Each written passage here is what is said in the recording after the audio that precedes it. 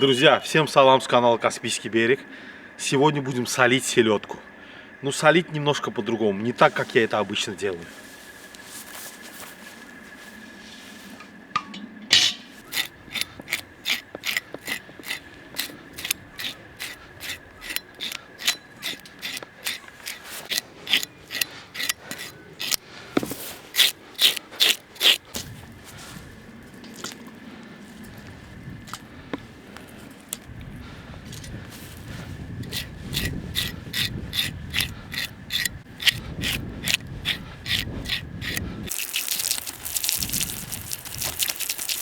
Вся бы рыба так чистилась от чешуи. Селедка очень легко чистится.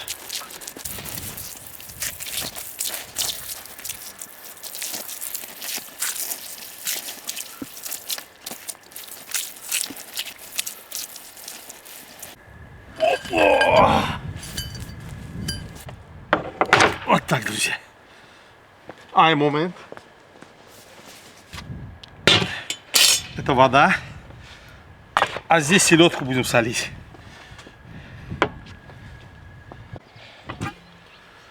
Так, друзья, здесь у меня 6 литров холодной воды. Значит, рассол я делаю обыкновенный, классический. Умничать не буду. Вернее, классический, как тот, который я обычно делаю. Мне он больше всего нравится. Значит, на литр воды 3 столовые ложки, такие, да, почти без горки. 3 столовые ложки соли. Раз. Два. Три. И это 18. То есть 6 литров, 3 ложки. Значит, получается 18 ложек. 18 ложек соли. Перец горошком. Ну, вот так, горсточку. И мой любимый кориандр. Без него я ничего не солю. Из рыбы я имею в виду.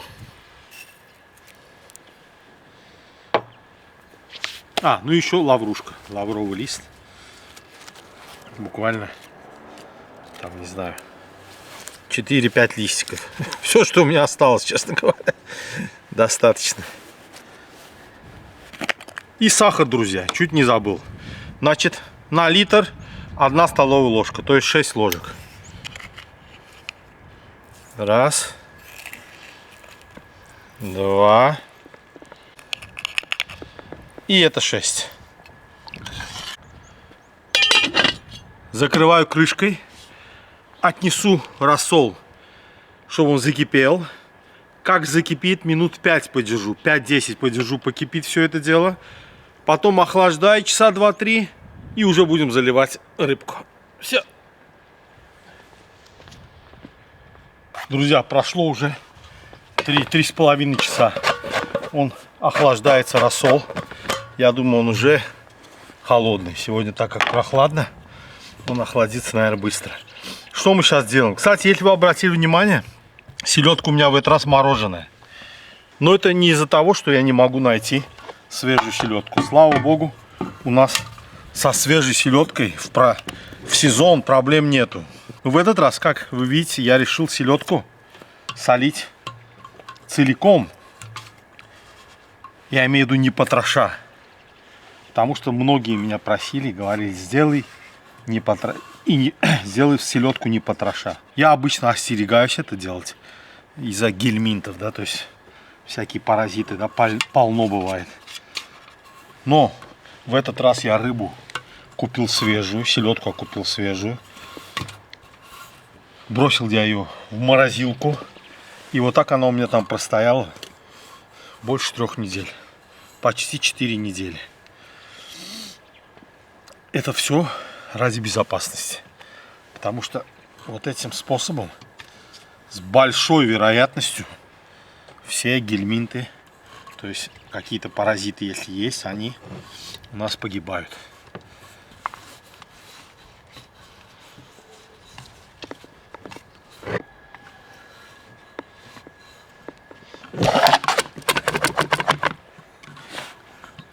Кстати, вот этот метод заполнения вот этого бочонка, банки, тоже не я придумал. Какая-то из подписчиц, по-моему, девушка была.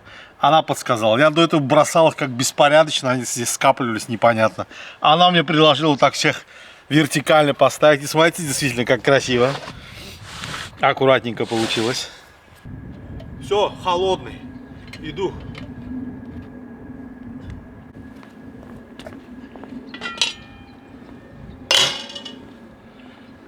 Баночку вниз. И аккуратно попробую залить.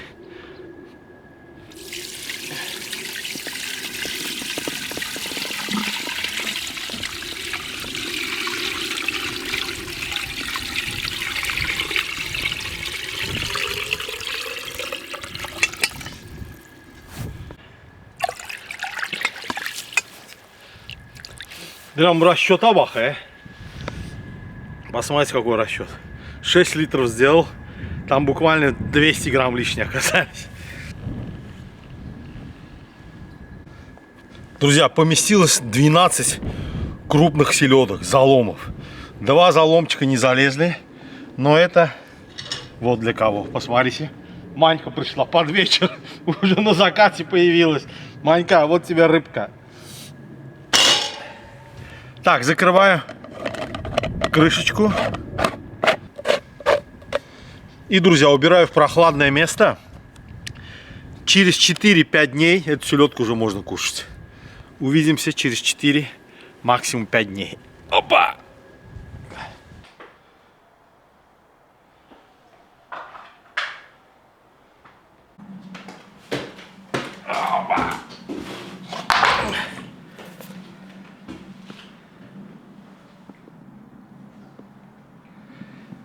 Друзья, всем весенний, морской, каспийский, соленый привет! Значит, селедочка у нас хорошенько просолилась. Дело в том, что я не смог приехать через 4-5 дней, как обещал. Приехал через неделю. В общем, неделю вот в этом тузлуке у нас сельдь постояла. Сейчас посмотрим, как она у нас на вкус, друзья.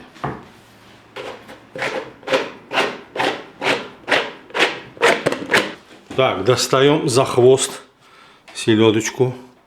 Ух, я их так здесь утрамбовал.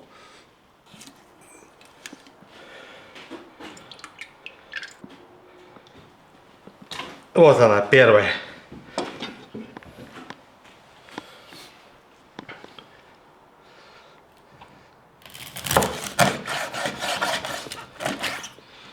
Нарезаю на порционные куски, друзья.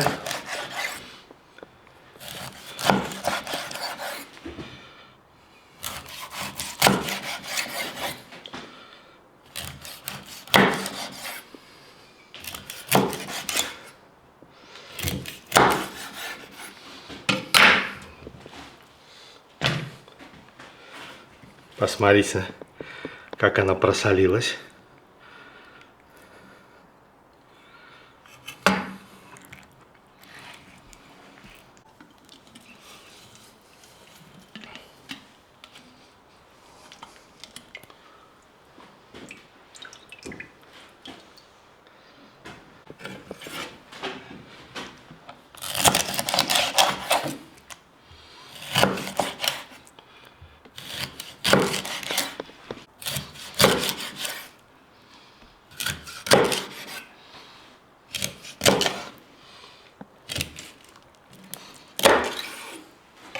Друзья, посмотрите на нож.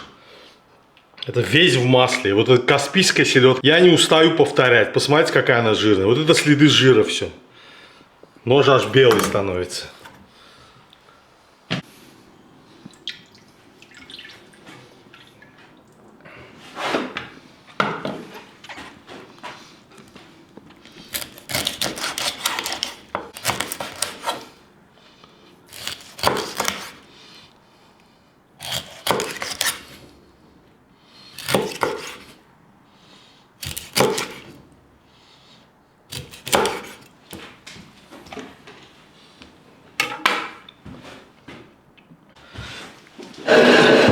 Ну все, я это думаю, друзья, на одну большую банку хватит. Эта банка 1,5, даже чуть больше, литр 600 здесь. Одну баночку мы Заправим лучком, маслом, уксусом и оставим так на пару дней. Пусть она хорошенько, но не больше, потому что больше 2 дней лук уже начинает слишком разлагаться, такой мягкий становится. А пару дней в самый раз. Подготовимся, нарежем лук.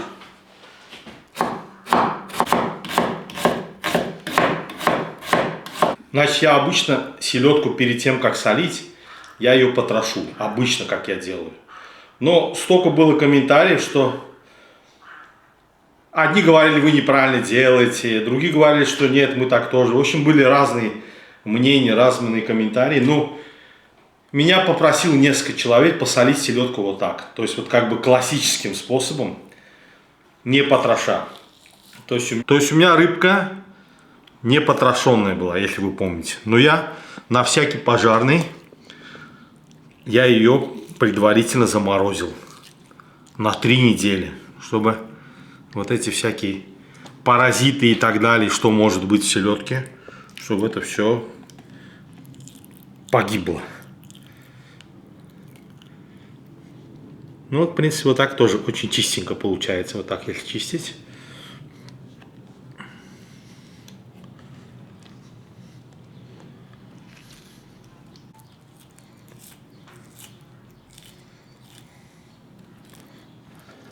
Все, начинаем, друзья, собирать селедку в банку. Значит, на дно лучок. Так. И пошла селедка.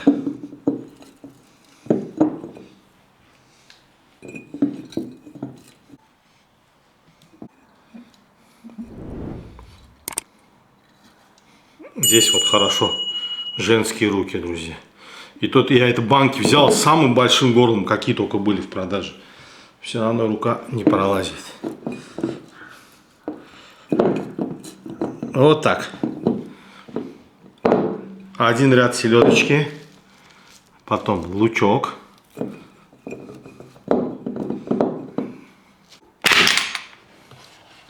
Я без своего любимого кориандра никуда. Значит, в рассоле, в тузлуке, если вы помните, и кориандр, и перец был, я просто это кладу для дополнительного вкуса. Я очень люблю кориандр. И когда он попадается вот на зуб, это вообще очень приятно. Чуть-чуть кориандр, пару горошин перца, и пошла опять селедка. Так.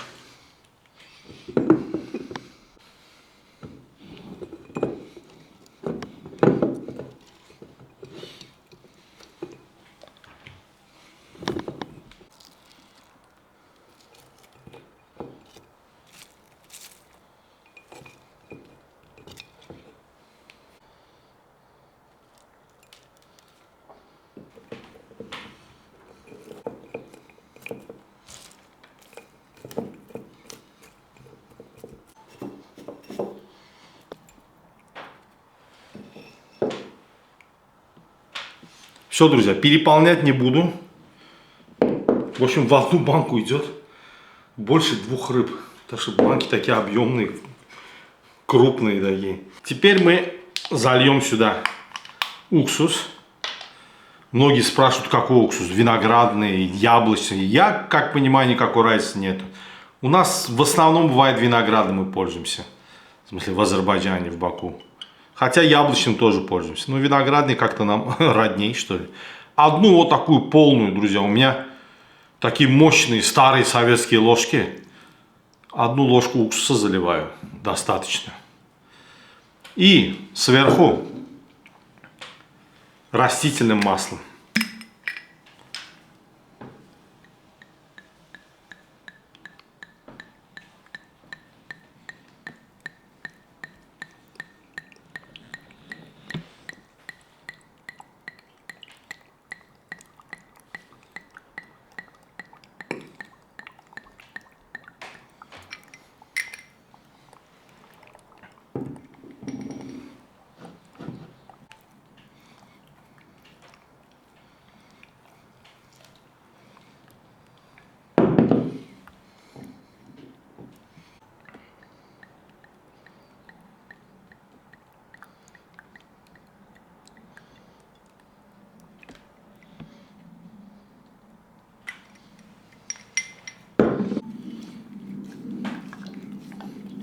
чтобы хорошенько все проникло, уксус, масло.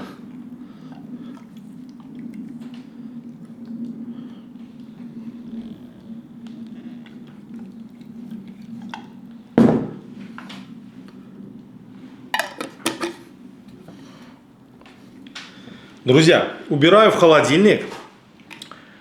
Значит, многие спрашивают, да, как долго можно хранить селедку, уже заправленную луком, маслом, уксусом. Как долго можно хранить?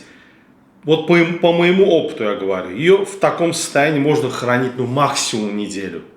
Она не испортится, но лук уже начинает вянуть, прокисать и так далее. То есть неделю это максимум. Но оптимально, друзья, вот эту рыбку кушать уже через 2 дня. Может даже на следующий день. То есть через день, через 2 это самое оптимальное. Лук еще не успевает завянуть, но в то же время он уже немножко маринуется. Некоторые предпочитают есть, например, селедку, и лук уже нарезает свежим, насыпает сверху. Так тоже можно, но вот этот лук, который день остается, день, максимум 2, он самый вкусный, он такой маринованный тоже становится. Так что я вот делаю так и советую так. Друзья, в этот раз я вот так заправлю всего лишь 1 банку.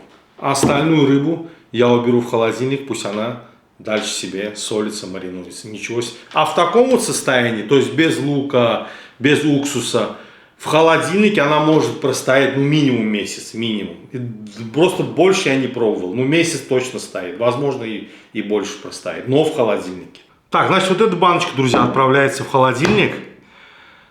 Но что-то же мы должны сегодня есть, попробовать. Вот где-то как раз 2 дня назад я точно так же, значит, заправил селедку. И она у меня 2 дня поставила в холодильнике уже заправлена. То есть масло, лук, уксус. Как и та самая банка, то, что я сейчас на ваших глазах делал. Все то же самое, просто она уже 2 дня постояла. То есть ее можно сейчас кушать. Сейчас мы этим и займемся. Так, уберу эту банку, чтобы не перепутать. Так. И это уже, как говорится, по классической схеме, друзья. Селедка без картошки, без черного хлеба – это неполноценная еда. Так, приступаем. Сначала у нас селедочка. Достаем ее.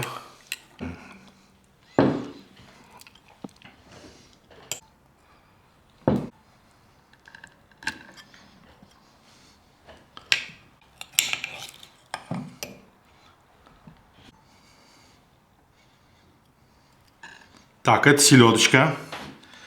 В сторону пока. Теперь картошка.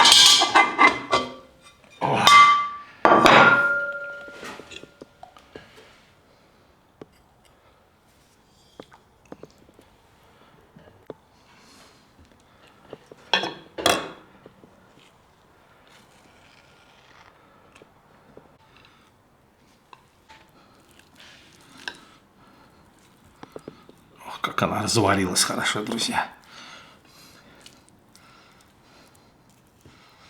А в этот раз я, знаете, как картошку поем. Не со сливочным маслом, в тот раз со сливочным. А это у нас растительное. Это у нас подсолнечное масло, не рафинированное. Сегодня попробуем вот с таким пахучим маслом.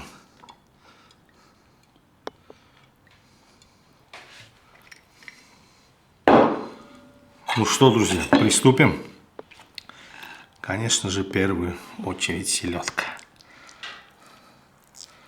Иди сюда, каспийская красавица. Смотрите, какие кусочки.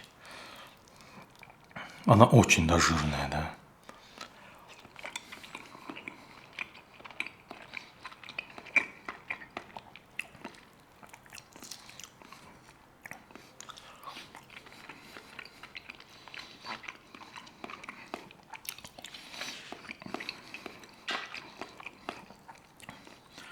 Вот клянусь, да, друзья, как будто, я не знаю, масло какое-то кушаю. Нету жирнее селедки. Я любую селедку ел. Атлантическую, тихоокеанскую, там, иваси, хотя иваси это не селедка вообще. Нету жирнее. Этой сельди жирнее нету. Масло, да, не рыба, а масло.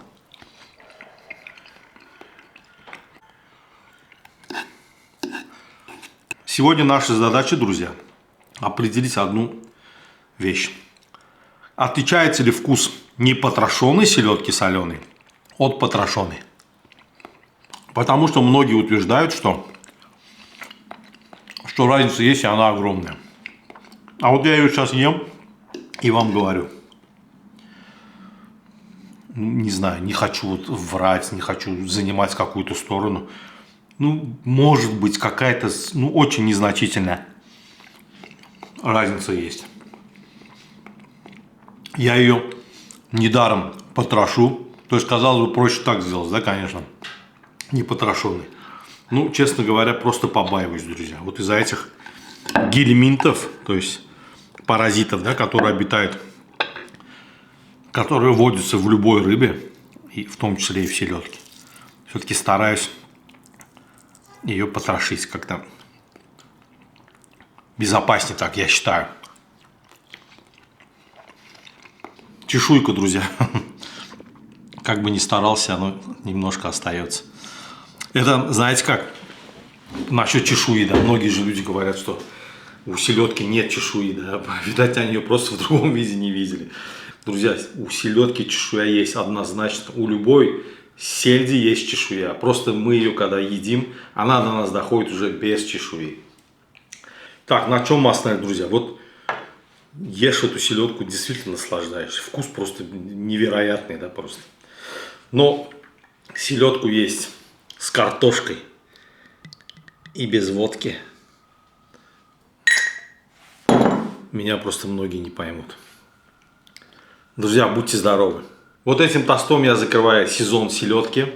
Даем вот эту мою баночку 20-литровую. И все, селедку уже больше солить не буду. Уже на следующий год, дай бог. Ваше здоровье, друзья. Всего хорошего.